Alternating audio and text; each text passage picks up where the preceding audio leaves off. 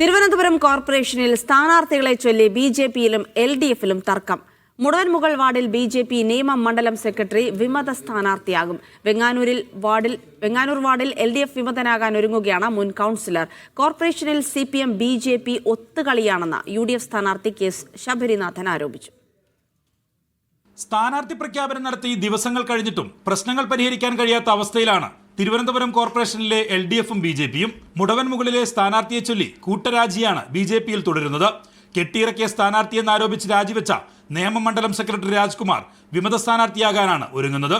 നമ്മളെല്ലാം ഒഴിവാക്കിക്കൊണ്ട് പാർട്ടിക്ക് പോലും താല്പര്യമില്ലാത്ത ഒരു വ്യക്തിയാണ് അവിടെ കൊണ്ട് കെട്ടിയിറക്കിയിരിക്കുന്നത്. അതുകൊണ്ട് എന്തായാലും ഈ ഇലക്ഷൻ എന്തായാലും പൂർണ്ണമായി സഹകരിക്കില്ല. ചിലപ്പം റിബൽ എന്നുള്ള രീതിയിൽ ചിലപ്പോൾ സ്വതന്ത്രമായിട്ട് വരെ നമ്മൾ നിൽക്കാൻ ചാൻസ് ഉണ്ട്.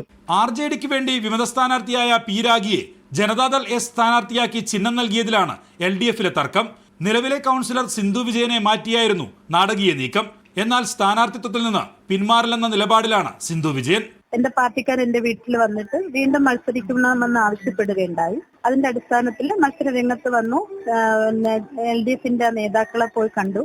കോർപ്പറേഷനിൽ CPM BJP ഡീൽ എന്നാണ് UDF മേയർ സ്ഥാനാർത്ഥി KS ശബരിനാഥന്റെ ആരോപണം. ജനങ്ങൾ ഇത് കാണുകയാണ്. കാരണം പണ്ടൊക്കെ ഇത് അടുത്തിട്ട് നടക്കുന്നതായിരുന്നു. ഇപ്പോൾ ജനങ്ങൾ കണ്ടു തുടങ്ങി. അതിൽ ഇഷ്ടപ്പെടാത്ത നല്ല കമ്മ്യൂണിസ്റ്റുകാർ അതിനെതിരെ സംസാരിക്കുകയാണ്. പല വാർഡുകളും ഇത്തരത്തിൽ ഈ 1-2 വാർഡുകൾ മാത്രമല്ല പലയിടത്തു നിന്നുള്ളവർക്ക് കാര്യങ്ങൾ അറിയുന്നുണ്ട്. പ്രചാരണം തുടങ്ങിയിട്ട് ദിവസങ്ങൾ മാത്രമേ ആയിട്ടുള്ളൂ.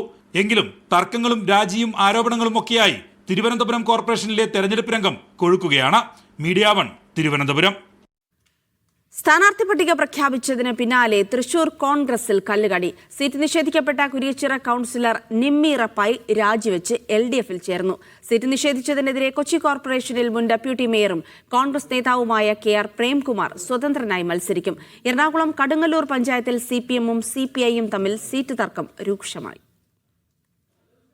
കോൺഗ്രസിന്റെ സ്ഥാനാർത്ഥി പ്രഖ്യാപനം ഇന്നലെ വൈകിട്ട് പൂർത്തിയായതോടെയാണ് സീറ്റ് ലഭിക്കാതെ വന്ന നിമ്മി റപ്പായി മുന്നണി വിട്ടത്. NCP എസിൽ ചേർന്ന് ഒല്ലൂരിൽ മത്സരിക്കാനാണ് തീരുമാനം. പാർട്ടി തന്നെ വഞ്ചിച്ചുവെന്ന് നിമ്മി റപ്പായി.